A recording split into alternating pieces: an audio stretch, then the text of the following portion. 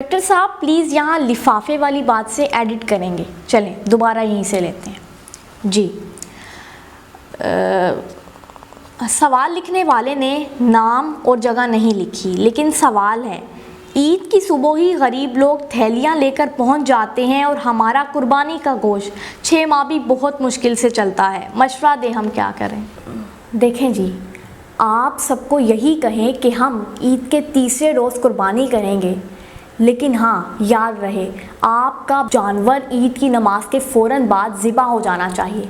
अब आप किसी से कहकर घर के दरवाजे पर कुछ देर के लिए ताला भी लगवा सकते हैं। जितना जल्दी हो सके गोश्त के साल के हिसाब से तारीखें लिख कर पैकेट बना लें और फ्रीज़ कर लें।